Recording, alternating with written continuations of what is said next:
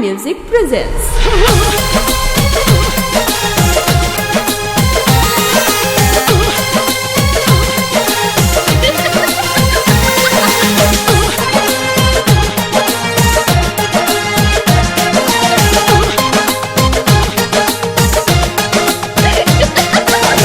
का कही सखी हम ससुरा के बतिया देवरा तो बहु कुसैया होना मरद जतिया।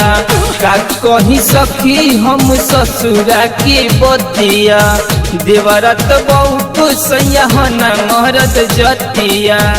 तो रहब नैहरे में माजा मारी यारी हुआ तारी मुरला बंदा हो सखी। रहब नैहरे में माजा मारी यारी हुआ तारी मुरला बंदा हो सखी।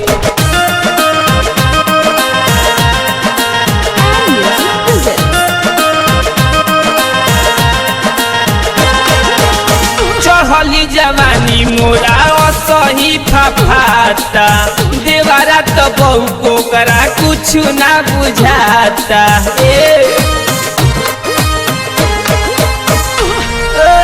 चढ़ली जवानी मोरा सही फफाता देवारा तो बहु को करा कुछ ना बुझाता। तो रहब नैहरे में इहे विचारी हो तारी मुरला बंदा हो सखी। रहब नैहरे में माजा मारी यारी हो तारी मुरला बंदा हो सखी।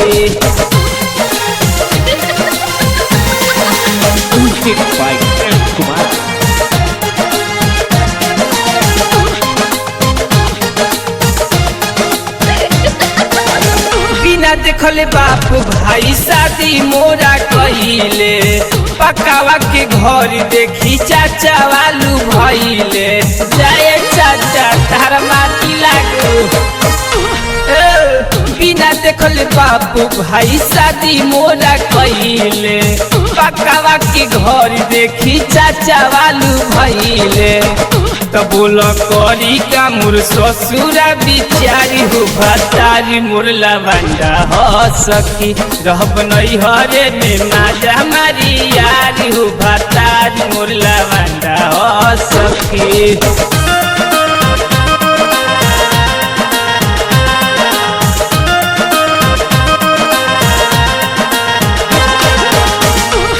ऐसन कइल गणेशी अगुआई छक्कावा मर दिबावला तोहरा ना चिन्हाइल।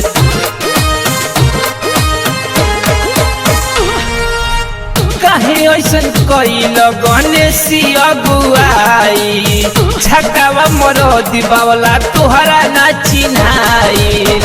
तो भोला बेदर्दी कोनो करी है बिचारी हो तारी मुरला बंदा हो सखी। रहब नैहरे में माजा मारी यारी हो तारी मुरला बंदा हो सखी। का कही सखी हम ससुरा के बतिया देवरा तो बहु कुसैया होना मरद जतिया। का कही सखी हम ससुरा के बतिया देवरा तो बहु कुसैया होना मरद जतिया। तो रहब नैहरे में माजा मारी यारी हुआ तारी मुरला बंदा हो सखी। रहब नैहरे में माजा मारी यारी हुआ तारी मुरला बंदा हो सखी। And Music presents.